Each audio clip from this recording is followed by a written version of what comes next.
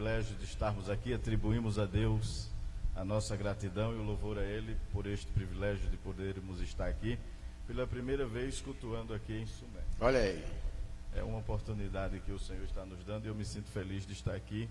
Atribuo a Ele a minha gratidão, também ao pastor Oziel por nos permitir, e o pastor Galdino, né, irmão? Eu tenho ele é novo, irmão. Para mim ele é muito juvenal. Tenho o prazer, a dinâmica de levar o trabalho do Senhor. Eu quero desde já agradecer de novo o evento com os jovens ali, pastor. Foi muito bom. Eu lhe agradeço de coração e eu fico feliz de saber que Deus tem homens que têm se preocupado com a sua igreja e de certa forma especial com a juventude da casa do Senhor. Então vocês já podem dar glória a Deus pela vida do pastor de vocês. Vocês dão glória a Deus pela vida do pastor de vocês? É para dar glória dobrado, que nem tapioca, viu, irmão? Porque tem lugar por aí que não se tem esse privilégio, não.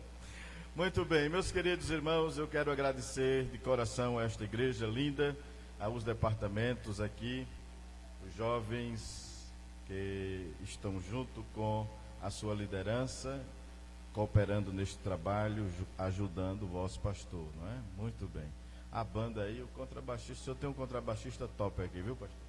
O cara toca mesmo com força, tá? O senhor, para a glória de Deus, gostei de ver o senhor tocar o baixo. Eu tenho um filho que é contrabaixista e aí a gente acaba tendo um ouvido aguçado, né? Não é que os demais não sejam, viu, irmão?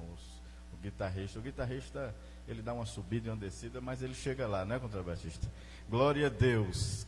Muito bem, as irmãs do departamento, as que solaram o hino, glória a Deus. O senhor está munido aqui de talentos, pastor. Glória a Deus, graças a Deus por isso. Agradeço também ao irmão Cláudio por estar sempre sendo um amigo e também nos ajudando em oração, junto a esse departamento, nos convidando para estar aqui juntamente com vocês. Abra sua Bíblia no livro dos Juízes, capítulo de número 17. Glória a Deus. Livro dos Juízes, capítulo de número 17. Agradecer ao irmão Leandro, que sempre que pode ele está se disponibilizando em nos transportar daqui para ali, dali para aqui, porque às vezes eu não tenho ainda transporte, e aí precisamos dos irmãos amigos e eles sempre aparecem, sempre insurgem. Muito bem, livro dos Juízes, capítulo de número 18, melhor dizendo, se eu disse 17, me desculpe, é porque vamos usar os dois capítulos, mas vamos ler no capítulo 18 do livro dos Juízes e o versículo de número 3. Juízes, capítulo de número 18, versículo de número 3, diz-nos assim a palavra do Senhor. E quando eles estavam junto da casa de Mica, conheceram a voz do jovem, do levita, e chegaram-se para lá. E lhe disseram: quem te trouxe aqui? Que fazes aqui? E que é o que tens aqui? Essas três perguntas, é nela que nós vamos nos deter e trazer uma palavra de Deus para nós. A pergunta que eles fazem é: quem te trouxe aqui? O que é que fazes aqui? E o que é que tens aqui? É uma pergunta tripla, ela tem uma visão aguçada em três direções, e o texto me saltou bem a visão, os olhos, desde que estudei e que lia esse assunto, e o desejo de compartilhar ele com vocês nesta noite. Falando sobre a pergunta que envolve projetos, ou melhor, rota, projetos e propósito. Diga comigo, uma pergunta que envolve rotas, projetos e propósitos. Então, esta noite eu vou falar sobre rota, projetos e propósitos. Rota, projetos e propósito. Rota pode ser mudada por direção, não tem problema. Se eu falar sobre direção, você vai entender na mesma que é rota, porque rota é direção. Projeto ou projeção pode também se entender aquilo que você arquiteta como um projeto ou sonhos. Então, se eu trocar a palavra projeto por sonhos ou objetivos, você vai entender no mesmo que vai se encaixar. E por fim, propósito, porque propósito não é a mesma coisa que objetivos, propósitos são definidos e projetos são construídos para que possa se realizar o propósito. Eu posso ter um propósito, mas se eu não tiver projeto, eu posso não concluí-lo. Então, primeiro o arquiteto faz um projeto, mas de acordo com o seu propósito. Se ele quer uma casa de 3 andares, o propósito é construir uma casa de 3 andares, mas ele tem que desenvolver o projeto. Então ele tem o propósito, mas precisa do projeto. E é interessante que é necessário ter projetos e propósitos, mas é necessário ter uma direção, é necessário ter uma rota, porque não adianta construir num terreno cuja situação não lhe dá possibilidade de levar o projeto adiante ou concluir o propósito. Se você entendeu, diga amém. Muito bem, dentro desta visão nós vamos usar aqui o primeiro ponto. Vou tentar dividir isso aqui em 3 pontos. O primeiro ponto é exatamente os personagens envolvidos no contexto. E é interessante que os personagens principais do contexto é a casa de Mica, no capítulo de número 17, versículo 1 ao versículo de número 8, ou melhor, até o versículo de número 6, você vai encontrar a casa de Mica. Aqui são os personagens principais. A casa de Mica é o primeiro personagem. O segundo personagem está no capítulo 17, versículo de número 7 ao versículo de número 13 do capítulo 17 do livro dos Juízes. Quem são o segundo personagem? É o levita de Belém de Judá. Primeiro personagem, a casa de Mica, ele e a sua mãe. Segundo personagem, o levita de Belém de Judá. Terceiro personagem, capítulo de número 18, versículo de número 1 ao versículo de número 6, a tribo de Dan, ou os Danitas. Se você está acompanhando o raciocínio, diga amém. Então nós vamos falar do primeiro ponto, são os personagens principais. Quais são os personagens principais? Primeiro, a casa de Mica. Segundo, o jovem de Judá, ou de Belém de Judá. Terceiro, a tribo de Dan. Este é o primeiro ponto. O segundo ponto que estaremos falando é o personagem principal. Vamos falar no primeiro ponto sobre os personagens. A casa de Mica é o primeiro personagem, o jovem de Belém de Judá o segundo, e a tribo de Dan o terceiro personagem principal do contexto. Agora, no segundo ponto, o personagem de destaque do texto. Quem é ele? A casa de Mica, os Danitas ou o jovem de Belém de Judá? O jovem de Belém de Judá é o personagem principal. Por que ele é o personagem principal? Porque Mica se interessa por ele, os Danitas se interessam por ele, e a sua história revela um potencial diferenciado de todos os outros, e o contexto gira em torno dele. Então o jovem de Belém de Judá, ele é o personagem principal do texto. Então, o primeiro ponto é que estaremos comentando nesta noite com a ajuda de Deus e a oração de vocês, é mostrar os personagens da história. Segundo, mostrar o personagem principal da história. E terceiro, mostrar que não se pode impedir os propósitos de Deus na vida do personagem principal. Deus tem um plano e um propósito e um projeto na vida do personagem principal, que é o jovem de Belém de Judá. E ele quase que impede os propósitos divinos e os próprios projetos de Deus na sua vida. Porém, o Senhor não permitiu que fossem frustrados ou que dessem errados, porque Deus que começa, Ele termina, Ele não deixa nada pela metade, Ele vai avante, mesmo quando nós nos perdemos nos projetos e queremos sair do propósito, porque às vezes Deus tem um propósito e tem projeto, mas tomamos uma direção errada, e Deus, quando tem propósito e quer cumprir os projetos, Ele faz com que nós entremos na direção por Ele estabelecida. Se você entendeu, diga amém. Então vamos conhecer um pouquinho a casa de Mica, que são os personagens principais. Como é que começa? No capítulo 17, Mica surge dentro da casa da sua mãe como um ladrão. Ele rouba 1.100 ciclos de prata da sua mãe. E a mãe de Mica amaldiçoa o ladrão, porque não sabe ela que o ladrão é o seu próprio filho. Então ela amaldiçoa. E ele teme, ele fica com medo. E com medo da maldição da mãe, e a mãe que amaldiçoou ele, sem saber que ele era o ladrão, então ele, com medo da maldição, ele resolve restituir, devolver os 1.100 ciclos de prata à sua mãe, e ele devolve. Então a figura de Mica, aqui de começo, é que ele é um ladrão. ladrão. Mica e a sua casa. Começamos aqui com um ladrão. Ele é da tribo de Efraim, mas é um ladrão. Ele rouba a mãe, com medo do que a mãe acabou de amaldiçoar. Então ele devolve os 1.100 ciclos de prata, e daí então a sua mãe o abençoa. E aí ele se sente feliz, porque a sua mãe o abençoou. E a ideia de Mica era, com o dinheiro que ele havia tomado da sua mãe e devolvido, construir uma casa de Deus, ou um lugar de culto para ele. Ele precisava de uma casa de adoração. E ele tinha ideia de construir uma igreja. Vou usar uma linguagem nos dias atuais. Ele queria construir uma igreja. E ele disse: rapaz, eu roubei o dinheiro, mas ela me amaldiçoou, então não dá para construir uma igreja com dinheiro roubado. Aí ele sai de cena, mas então ele confessa a sua mãe, devolve o dinheiro, sua mãe dá uma parte do dinheiro, e ele diz: então eu tenho um projeto, eu tenho um propósito. O propósito e o objetivo de Mica é construir uma casa de Deus, uma casa de culto. Sua mãe dá uma importância do dinheiro a ele, e ele constrói a casa. Só que ele não é levita. Só quem pode realizar culto teria que ser da casa de Levi. E ele não tinha potencial para realizar culto. Olha o problema.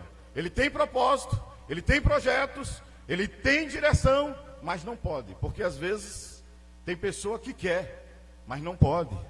Tem pessoas que podem até criar propósito, mas não é. Porque não está nos desígnios de Deus. Quando está nos planos de Deus, dá tudo certo. Mica começa a querer fazer tudo errado. Olha por onde ele começa. Não dá. Olha, irmãos, eu nunca vi, escute-me por favor. Nada que começa errado tende a terminar certo. Se começou errado, vai terminar. Agora, se começar certo, Deus apruma. E quando começa errado e reconhece que errou, aí diz: Deus me ajuda. Aí Deus diz: deixa comigo, porque se tem uma pessoa que sabe consertar o que está troncho, é Deus Jeová. Ele sabe ajustar. Então Mica, ele constrói a casa de Deus, mas agora ele começa a dizer: agora eu não posso realizar culto, porque eu não sou sacerdote, eu não sou da tribo de Levi. E aparece um jovem, versículos de número 8, do capítulo de número 17. O jovem agora, o segundo personagem, entra em ação. E ele sai, olha a qualidade e o potencial dele. Primeiro, ele é da tribo de Judá. A tribo de Judá é a maior tribo em Israel, de onde saiu o Messias. A tribo cuja qual Jacó, quando abençoou em Gênesis 49, ele abençoou impetrando a bênção patriarcal, dizendo o seguinte: da tribo de Judá não sairá o cetro. Ele estava dizendo: vai sair reis, pessoas de potencial desta tribo. Então pense comigo, o segundo personagem é diferente do primeiro, sim ou não? Tem potencial, é da tribo de Judá, mas ainda, ele é de um lugar pentecostal, de Belém de Judá. Ele não é só da tribo de Judá, ele é de Belém, casa de pão, casa de prosperidade. Se lembra que Ruth, ou melhor, Noemi, saiu de Belém e foi lá para as terras de Moabe, porque faltou pão em Belém. Que às vezes falta pão em Belém e a gente quer sair do lugar, mas o negócio é ficar em Belém, porque em Belém tem tempo que o Senhor encerra os céus, mas tem tempo que ele escancara o céu e abre as portas. E é interessante que Noemi, quando ela decide voltar, porque o Senhor havia abençoado o seu povo com prosperidade no campo. O jovem era da tribo de Judá. E ele não era só da tribo de Judá, ele era de Belém de Judá, da casa da prosperidade espiritual. Mas não era somente isso, ele também era levita. No sangue corria, nas suas veias corria sangue sacerdotal. Se tinha um cara que podia realizar culto, pregar, era ele, cheio do potencial. Tinha chamada, era de uma excelente tribo. Às vezes temos tanto potencial, mas não temos propósito, nem objetivo, e sequer temos direção ou uma rota. Veja o que é que ele diz aí na sua Bíblia, no capítulo 17, versículo de número 8. Ele aparece perdido. E faça uma pergunta a ele. Mica olha para ele, percebe que ele tem potencial e diz: esse rapaz tem jeito de pregador, esse rapaz se veste como pregador, ele deve ser um sacerdote. Mica coloca os olhos nele e vê o potencial que ele tem. E aí Mica diz assim no versículo de número 8, diz assim, observe: e este homem partiu da cidade de Belém de Judá para peregrinar onde quer que achasse comodidade. Ele saiu com direção, irmão? Ele não saiu com direção. Ele disse, eu vou andar por aí feito um doido. Me dê o microfone, pode ser, pastor? Esse aqui está meio desobediente. Me dê aí, meu irmão, por favor. É porque eu gosto de... Eu não sou muito pregador de microfone. Mas a gente aprende. Glória a Deus. Muito bem, acompanhe o meu raciocínio, por gentileza. Mica sai, ou melhor, o jovem de Belém de Judá, ele sai sem sem rota. Ele não tem rota, pastor. Sai perdido. E quem encontra ele? Mica. Uma pessoa cheia de potencial, porém perdido, o jovem de Belém de Judá. E aí Mica pergunta a ele, e aí, rapaz? De onde vem? Para onde vais? Ele disse, eu sou de Belém de Judá e vou ficar onde melhor me parecer ficar. Em qualquer lugar dá para mim. Irmão, não dá certo. Quem tem potencial tem que ter lugar certo. Quem tem potencial não é qualquer lugar que dá para ele. Ele disse, não, qualquer lugar. Veja aí se não diz ele, se ele não diz. No versículo de número 9, disse-lhe Mica, de onde vens? E ele lhe disse, sou levita, sabia de onde era, sacerdote, de Belém, de Judá, ele sabia de tudo isso. E vou peregrinar onde quer que achar comode, qualquer lugar dá para mim. Aí Mica olhou para ele, olha irmão, Mica com a fome e a vontade de comer, disse, eu tenho a igreja, vou usar a linguagem assim, eu tenho a congregação, eu tenho som, eu tenho tudo. E está aqui um pregador, meu filho, venha para cá. E aí Mica faz uma proposta para ele. Olha a proposta de Mica, fica comigo. Que eu vou te dar salário, eu vou te dar roupa, eu vou te dar comida, vou te sustentar, dá para tu.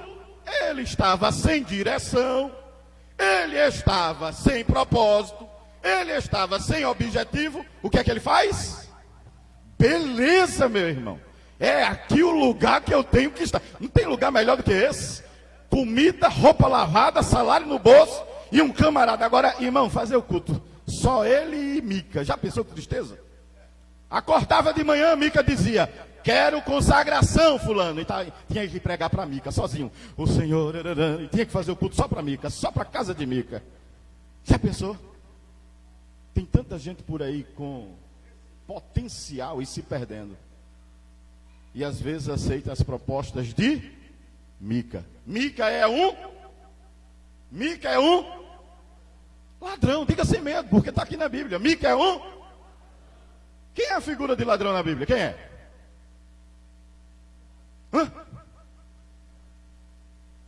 É bem verdade que João 10 não diz que é o diabo, mas a expressão aplica-se a ele. O ladrão vem senão a matar, roubar e destruir. Quem gosta de fazer esse papel? Satanás, porque ele gosta de matar, de roubar e de destruir. E o diabo gosta de fazer proposta. Quando ele foi tentar Jesus, ele foi tentar com propostas. Olha, tal, eu te dou isso. Irmão, se tem uma pessoa que tem propostas para oferecer, é o capiroto. Mas deixa eu dizer uma coisa a você, e ele pode enfeitar. Irmão, olha que facilidade. Você vai ter comida, você vai ter roupa. E é tanto sucesso, irmão, que ele oferece. Ele ofereceu a Jesus e diz, todas as glórias do mundo eu te darei, se prostrado me adorardes. Aí Jesus disse, para trás, capiroto do inferno, porque só o Senhor teu Deus adorarás e a nenhum outro. Aleluia! É necessário atentarmos para o potencial. Eu vim dizer aqui nesta noite que você tem potencial, que você tem qualidade. E tem uma coisa, e Deus vai fazer uso desse seu potencial. Oh, glória a Deus, estou alegre, já está esquentando mais ainda. Já estava quente, agora aqueceu mais. Glória a Deus. Você é fiel ao horário, pastor. Deus me ajude, aleluia. Vou correr aqui. Então estamos falando dos personagens. E agora estamos na casa de Mica. Mica é um ladrão. E agora entra um outro personagem, o levita de Belém de Judá. E o levita, ele andava sem propósito. Você crê que hoje Deus pode dar um roteiro novo na tua vida? Porque às vezes a gente fica perdido, tem um potencial, sabe cantar, sabe pregar, sabe tocar, sabe fazer tudo, e fica dizendo lá, eu sou de Belém de Judá, mas não sei. Sabe, você tem potencial. O diabo hoje vai arrumar as malas dele de acusação, dizendo que você não serve para nada, e vai desaparecer com essas ideias, porque você tem propósito na mão de Deus. Deus tem propósito com você. Tem projeto, propósito e vai te dar o roteiro, aleluia, vai te dar rota. Agora veja Deus, vamos ver Deus trabalhando, escuta só, dentro do contexto, aí ele fica, está ele lá fazendo culto de manhã, de tarde, de noite e ainda vigília de madrugada para Mica. não tem fruto nenhum. Não aparece, não tem resultado. Fora do projeto de Deus. Vai dar resultado, irmão? Fora dos propósitos de Deus, vai render alguma coisa? Não rende nada. Você sua, você está fora do propósito de Deus. Agora, quando está no propósito de Deus, você vê como a coisa funciona. Quando está no propósito de Deus, irmão, faz como Isaac, lá no livro do Gênesis 26. Os caras chegaram e diziam, Isaac dizia, cava poço aqui. Os caras cavavam, os empregados de Isaac cavavam os poços, e daqui a pouco água. Aí vinha lá os filisteus, os infelizes lá, de Gerar.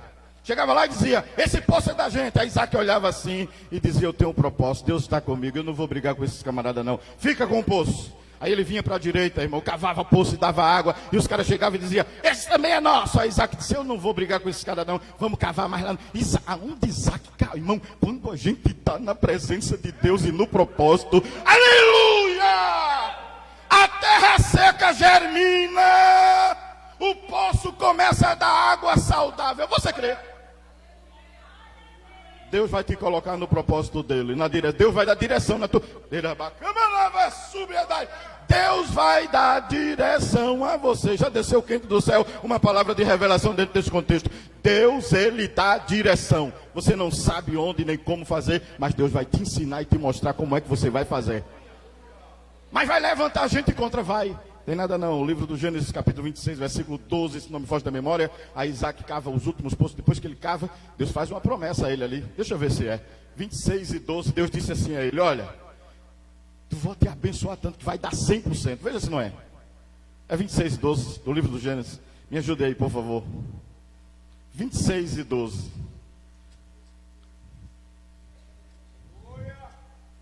Glória a Deus.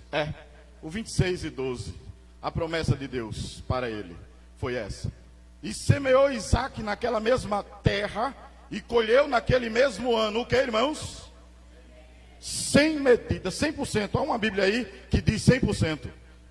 100 medidas aqui no original do contexto é 100%. Irmão, não é qualquer agricultura que você planta para colher 100%. Se perde, as aves, a terra tem dificuldade. Não é qualquer agricultor que planta para colher 100% do que ele plantou. Ele vai plantar, no máximo, com toda a qualidade de colheita, ele vai ter 80%, 85%, no máximo 90%.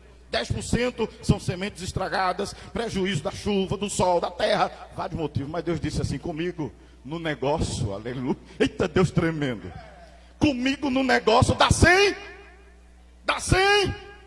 Se tu entrar na rota de Deus, o que está dando errado vai passar da certo e vai gerar a 100%. Aleluia. Até nas tuas notas, jovem, lá na faculdade, na escola, se tu só está dando 8, tu vai começar a tirar 10. Se Deus entrar no negócio. Irmão, porque quando Deus entra é 10, é 100%. Acompanhe o raciocínio, você está entendendo? Diga amém. Aí ele está lá, sem propósito, sem objetivo, e servindo de empregado para Mica. Terceiros personagens, os danitas, mandaram 5 homens. Vai lá espiar a terra de Laís. E 5 homens, capítulo 18, versículos 1 em diante do livro dos Juízes. Eles passam na casa de Mica. Para ir para a cidade de Laís, ou para a terra de Laís, eles têm que passar, pastor Galdino, pela terra de Efraim. Só que eles passando na terra de Efraim, eles passam na casa de... Parece que eles passaram na porta da casa de Mica. Vou conjecturar, mas o contexto revela essa verdade. Está eles passando lá, os 5 homens, para espiar a terra de Laís. E ele passa lá na casa de Mica, a janela aberta, está Mica e o sacerdote. Olha o culto, está lá o sacerdote. Nós abrimos este culto, só ele e Mica. Este culto, aí os 5 homens. Isso é a voz, isso não é a voz de Efraim. Isso é a voz de quem é da tribo de Judá. Nós abrimos... Não. Veja isso, não diz assim? Capítulo de número 18, versículo de número 2, diz assim, observe. E enviaram os filhos de Dan, da sua tribo, 5 homens dos seus confins, homens valorosos de Zorá e de Estatol, a espiar e rastejar a terra. Eles disseram, ide, rastejai a terra, e vieram a montanha de Efraim até a casa de Mica, e passaram ali a noite. E quando eles estavam junto da casa de Mica, fizeram o que, irmãos? Conheceram a voz do jovem. Estava o jovem lá. Você pensa que não, mas quando você está cantando tem gente ouvindo. Aleluia. Irmão, tem coisa que a gente só se conhece. Tem uns crentes que dizem assim, se isso foi coincidência. Eu não acredito em coincidência, irmão. Eu acredito em Jesus-cidência. Quando Deus prepara as coisas. Está o jovem lá. Nós abrimos este culto. Aí os caras olharam e disseram, oxê, ele não é daqui não. Essa voz é de Belém de Judá. E os camaradas disseram, vamos lá olhar. Aí olharam para ele. Boa tarde, boa tarde. Tudo bem? Tudo bem. É um culto, é uma bênção. Ele até se animou, disse, olha, hoje vai passar mais aqui. Os componentes é tudo. Rapaz, ele ficou até alegre. Eu acho que o jovem ficou até alegre. Disse, pronto, mais 5. Eu e esse Mica, é eu e ele e eu. Não tem mais nem a quem dar oportunidade. Mas hoje chegou 5 aqui, mas os caras estão só de passagem. Estava só de passagem. Disse, não, a gente não veio ficar não. Era somente porque eu ouvi a sua voz, você canta tão bem. Aí começa, irmão, disse, quem te trouxe? Olha a pergunta dos homens. Quem te trouxe aqui? O que é que fazes aqui? E o que é que tens aqui? Quem te trouxe? Quem te deu essa direção? Quem direcionou você para aqui? O que fazes aqui? Qual é o teu projeto neste lugar? O que é que tens aqui? Qual é o propósito de Deus contigo aqui? Qual é o teu propósito aqui? Aí ele... Não, contou a mesma ladainha. Qual foi a mesma ladainha? Eu sou de Belém de Judá, e vim, e caí aqui, e fiquei aqui. Aí os caras disseram, está certo. Ficaram em silêncio, e foram embora, espiar a terra de Laís. Para a gente concluir, esses personagens da tribo de Dan, eles levam 600 homens para invadir a terra de Laís. Só que quando eles vão, irmãos, ele chega para o jovem, capítulo de número 18, versículo de número 6. Ele diz assim, deixa Deus te usar aí. Me dá uma palavra da parte de Deus. E Deus usa ele. Irmão, porque tem gente com potencial que Deus usa, pastor Galdino. Veja aí o versículo de número 6. Ele diz assim, olha. E disse-lhe o sacerdote, ou melhor, versículo 5 do capítulo de número 18. Então lhe disseram, ora, pergunta a Deus, para que possamos saber se prosperará o caminho que levamos. Olha o sacerdote sendo usado por Deus no versículo de número 6. Fica tranquilo. Deus vai dar vitória a vocês. Aí os camaradas da tribo de Dan dizem, além de ser levita, além de ser de Belém de Judá, além de ser da casa de Belém, é usado por Deus. Esse camarada tem potencial, ele está no lugar errado. Irmão, é tão bom quando Deus manda alguém para nos dar a direção. É tão bom quando Deus coloca, que às vezes Deus coloca a gente do nosso lado para nos orientar. Vá dando glória por aquele amigo que está lhe colocando no caminho certo. Vá dando glória por alguém que você tem e pergunta assim, diz, olha fulano, o caminho é por aqui, vai dar certo. Vai dando glória a Deus, porque às vezes Deus coloca porque tu está perdido. Você chegou hoje aqui sem uma direção. Irmão, Deus está aqui, está falando. Você tem vindo há um bom tempo, está vindo há um bom tempo quebrando a cara com algumas coisas. Mas hoje aqui, Jesus é bom e cheio de misericórdia. Aí trouxe você e me trouxe também para dizer a vocês, olha, diga a eles aí, Ubira, se tem uma coisa que eu gosto de falar, quando Jesus manda, irmão, dá uma alegria na alma, sabendo que ele está mandando, ele está dizendo, diga que eu vou dar rota, Deus vai dar direção a crentes aqui neste lugar, pastor Galdino. Você não sabe como é que vai fazer, qual é o procedimento, mas você não entrou hoje aqui por acaso. Deus vai dar direção a você. Não é para mim, às vezes é para o meu marido que não é crente. Deus dá direção a ele através de você. É da sobre a dar e gafar.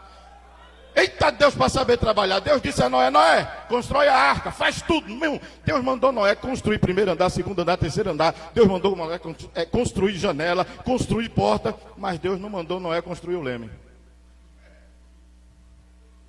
Noé construiu o leme, irmão? Porque se ele constrói o leme, aí ele dirigia a arca. Aí Deus disse, não, meu irmão, a arca quem conduz sou eu. A tua vida é a arca, Deus é quem conduz, vai dirigir. Quer deixar Deus dirigir? Quantos querem nesta noite aqui entregar a direção? Você já bateu, já quebrou a cara, mas ainda quer dirigir. Você vai parar de dirigir hoje. Eu vou cancelar a sua carta de condução, de habilitação. Você está conduzindo errado, rapaz. Deus vai travar a sua carta de condução. Você quer deixar Deus travar a sua carta de condução hoje aqui? A sua habilitação. Não é você que dirige a sua vida, né? Hoje você vai dizer a ele: Jesus, pega a sua habilitação espiritual e diz: eu fui um motorista peba mesmo. Os irmãos sabem o que é peba aqui, não, né? Peba lá em Pernambuco, eu sou pernambucano, é fraquinho, é fraco. Se eu sou um motorista fraco mesmo, Jesus, quero mais dirigir a minha vida, não. Dirige, Jesus, dirige, olha. Dirige meu trabalho, dirige a minha faculdade, dirige. Qual é o curso que eu vou fazer, Jesus? Me dirige, irmão. É tão bom quando a gente. Eu estava lá do outro lado na Europa, pastor Galdino. Eu estava em Portugal e eu disse assim: não, eu vou para a Alemanha. Fui passar 3 meses na Alemanha e eu pensando da Alemanha ficar para lá e para a Holanda e se embora para lá, só na Europa. Meu negócio era Europa, mas Deus disse assim: não, tu vai lá para Paraíba. Eu vou mudar a direção. E foi tão bom mudar a direção, irmão. Eu estou aqui porque Deus tomou a direção. E é tão bom quando dar a Ele a direção. Meu Deus do céu, eita, 9:05. Eu tenho quantos minutos ainda, pastor? Eu tenho quantos minutos? Meu Deus, me ajude, viu? Meu Deus, puxa aí no paletó. Se eu ver que o negócio não dá certo, se eu puxo aí. Então, irmão, Deus dá direção. É a primeira palavra que eu tenho aqui nesta noite para a Assembleia de Deus em Sumé. Deus vai começar a dirigir algumas coisas. Decamantra séria.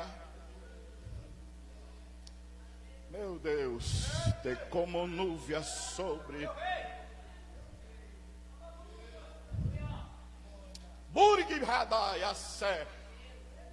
Deus vai dar direção ao obreiro aqui também. Glória a Deus. Vai, pastor Galdino. Louradaya sé. Irga, foriga, me cama. Glória a Deus. Tá quente aqui esse púlpito, irmão. Tá uma graça boa aqui, viu? Aleluia. Deus dirige relacionamento conjugal. Deus dirige. O negócio tá querendo assim. Aí Deus diz: não, eu vou colocar no caminho que é pra ceideira da gaçui. E vai dar certo. Vou continuar, meu Deus. Contexto. Aí os camaradas foram para lá, invadiram.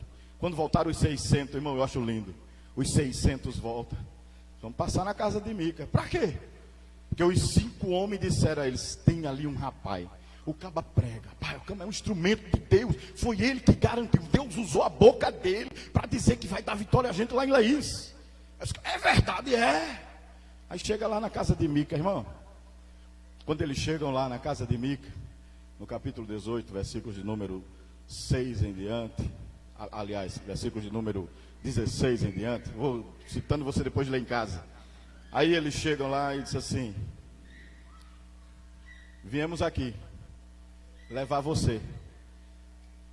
Pegou tudo na casa de Mica, disse: desmonta essa igreja velha aí. Irmão, você crê que Deus fecha a porta de alguém para abrir para você? Meu Deus, que palavra é essa, Jesus? Você crê que Deus fecha a barraca de alguém para abrir a sua? Tá, Deus terra. A palavra é essa mesmo, irmão. Eu tenho certeza de onde está vindo. Não vem da minha carne, não vem de mim, não. Quando vem de lá, pastor Galdino, essa boca aqui é só para falar. Ele disse: ai de ti, se tu não disser o que eu mandar tu dizer. Então a palavra é essa. Teve um dia que Deus estava invocado, lá no livro de Juízes, lá no capítulo 6 a 7. Sabe o que foi que Deus fez? Deus disse a Gideão: olha, vai lá e derruba aquele altar lá do teu pai Jerubal. Mata o boi e corta aquela árvore. Sim, Deus, e é para fazer mais o que lá? E lá no lugar daquele boi, daquela árvore, faz um culto lá para mim. Que às vezes Deus faz assim, viu, irmão? Deus tira gente ruim de cena e coloca a presença dele para ele ser glorificado. Era da gachúria, da. Uma coisa boa eu estou sentindo hoje aqui, meu Cláudio. Dá uma coisa boa aqui, meu Deus do céu. Aí sabe o que é que acontece, irmão? Lá no livro de Juízes com Gideão, aí os camaradas chegaram para Jerubal e disseram assim: olha, derrubaram, mataram o boi e quebraram aqui a igreja. Que negócio é esse? E o vice dizer que foi o teu filho, Gideão. Aí o pai de Gideão olhou assim e disse: se foi meu filho, vocês vão fazer o seguinte: mande Baal resolver com ele. Manda Baal resolver. O altar não era de Baal. Aí os caras disseram: era. Então manda Baal resolver com ele. Eu não boto a minha mão aí. Aí o pai de Gideão disse: e aí, os 10 camaradas? Um olhou para o outro assim, disse: Vamos deixar na mão de Baal. E Baal faz nada, irmão. Só Deus é quem faz. E Gideão foi para a guerra e Deus deu vitória, revelando a grandeza dele. Deus vai revelar a grandeza dele na tua vida. Vai quebrar o altar de Baal. Meu Deus do céu. Na tua família tem um altar de Baal, a tradição católica. Te prepara que Deus vai começar a quebrar o altar de Baal na vida de alguém. Ele vai começar a deixar de acreditar. Meu Deus do céu. Vou voltar para o livro de Juízes aqui. Aí o que é que acontece no contexto, irmão? Aí eles olharam o versículo de número 18. O jovem queria atrapalhar. É o terceiro ponto para a gente concluir. O jovem queria impedir. Versículo 20. 19 e 20 do capítulo 18 de Juízes. Aí a Bíblia diz que quando ele viu, aí foi impedir os homens. Não, rapaz, tem que montar a igrejinha não. Isso aqui é meu, é o lugar de eu. Aqui tem salário para mim, aqui tem. Não faça isso não. Aí os caras olharam para ele assim. Cala a boca. Veja se não está aí na sua Bíblia. Se bota a mão na tua boca. Fica caladinho, rapaz. Porque camarada quer atrapalhar, Deus trabalhar, irmão. Deus querendo fazer. E ele. Tem hora que tem que fechar a boca. Veja se não tem que fechar a boca. Capítulo 18, versículo 18. Aí diz assim, ó. Versículo 19. E eles lhes disseram: cala-te, rapaz. E põe a mão na. Porque ele chegou lá, pastor, aí quando você desmonta a igreja, aí ele disse: não, pelo amor de Deus, não faça isso. Isso é a minha fonte de renda. Deus tem um negócio maior para tu, abençoado. Aí fica reclamando. Mas por que está dando errado isso aqui? Mas por que vocês estão fazendo isso aí? Deixa Deus de manjar a bagunça que está feita para arrumar e construir uma coisa nova. Fica caladinho. Tem hora, irmão, que a gente tem que ficar aí, e deixar somente ele trabalhar. Deixe só Deus trabalhar, viu? Mas, irmão Biraci, eu não estou entendendo porque está tendo essa confusão. É Deus arrumando as coisas, minha filha. É Deus ajustando as coisas. E a bênção vai ser grande. Aí no versículo 20, aí os camaradas olharam e disseram assim para ele. Olha lá, versículo 20. Do capítulo 18. Aliás, versículo 19, não é? Continuação. Põe a mão na tua boca, cala a boca. E vem conosco. E ser-nos por pai e sacerdote. Olha que coisa linda. É-te melhor que seja sacerdote da casa de um só homem, ou de uma geração inteira. Tu vai ficar nesse negócio, porque tem gente, irmão, que fica acostumado com a coisa pequenininha, pastor. Fica, sabe, pastor Galdino, com aquele negócio pequeno ali. Não, aqui tá bom, e Deus está dizendo: deixa de ser besta, que o projeto é grande. O propósito é perfeito. Eu tenho algo grande. Aí ele fica lá, irmão. Não, eu vou só vender din-din. Não é que de vender din-din é ruim, porque a minha esposa, a gente veio para Monteiro e ela ficou vendendo mousse. Irmão, não tem esse negócio não. Eu comecei vendendo uma gravatinha. Oi, pastor, cheguei aqui em Monteiro. Aí comecei com uma coisa grande, que era vender sacola reciclada. Vendendo, vendia de tonelada. Eu digo, pronto. Só que não tinha tempo nem para cultuar, nem para tomar conta de congregação, nem para tomar conta de igreja. Aí Deus fechou a porta. Fechou a porta. De que agora? Que não tem mais venda de sacola. Eu vou vender o quê? Aí eu olhei para a Gisânia, ela vendendo os moussezinhos e tal, aquela coisa, essas coisinhas pequenas. Aí eu digo, meu Deus do céu, o que é que eu vou vender? Vendo umas gravatinhas. Aí eu comecei vendendo umas gravatinhas. Mas quando eu olhava para as gravatinhas penduradas, irmão, aí vendia. Um pastor ligava, um amigo meu, e dizia assim: rapaz, eu vi umas gravatas aí, manda 10 para cá. Aí eu digo, oxi, tá bom, então eu já sou um vendedor de gravata exportador. Eu estava exportando. Eu mandei até para a Inglaterra. Tira a bagaçura. Deus vai fazer coisa grande na vida de alguém aqui. Guarda essa palavra. Vai ser coisa grande. Você quer que vai ser coisa grande? Cabe com esse negócio de ficar. Não estou dizendo aqui pregando prosperidade, pelo amor de Deus. Porque Deus é Deus de coisas humildes também. A Bíblia diz lá em Romanos, eu creio no que a Bíblia diz, 12, versículo de número 18. Não ambicionei coisa muito alta, mas acomodai-vos às humildes. Eu sei que Deus honra as coisas humildes, mas tem hora que Deus quer dar um pontapé assim, irmão, e dizer: eu quero é chutar uma bola que faça um gol grande, um negócio grande. Aí o crente fica ali, sabe, com a petequinha, com a bola de ping-pong. Quando Deus quer usar um negócio grande. Ei, moça, começa a pensar grande. Mas eu ainda nem terminei o ensino médio. Eu ainda nem concluí. Começa a pensar grande. Quando terminar o ensino médio, quer ser o quê? Meu pai não tem condição de pagar a faculdade. E daí? Esther era uma escrava e sentou no trono? José era pastor e foi ser governador? Dá para você ler. Se eu tivesse aí no seu lugar, eu já tinha dado 2 glórias. Aleluia! Porque Deus faz coisa grande.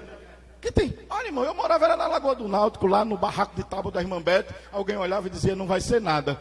Oxi, com a 4ª série só, e hoje formado, terminei na Europa, porque quando Deus quer, Deus faz assim. Ele é grande, viu? Estava eu lá na CESP, você vai lá na CESP, Grande da Parede, Portugal. A maior faculdade do norte do país. É claro que na área de medicina e outras, porque na área de letras é Coimbra. E é interessante que estava eu lá dentro da faculdade, sentadão, só com os portugueses grandão, que quando Deus quer fazer coisa grande, Deus faz grande. Deixe de pensar pequeno. O propósito é grande. Aí os camaradas olharam para ele e disse: tu quer ficar só nessa casa aí ou tu quer ir para um negócio maior, rapaz? Aí ele olhou assim, aí disse: não, um negócio maior é bom, né? Aí o versículo 20, a Bíblia diz que ele começou a se alegrar. Não, quantos querem se alegrar com algo grande que Deus vai fazer? Não impeça.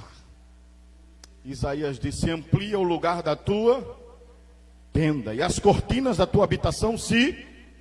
E você vai ver que Isaías disse: não impeças.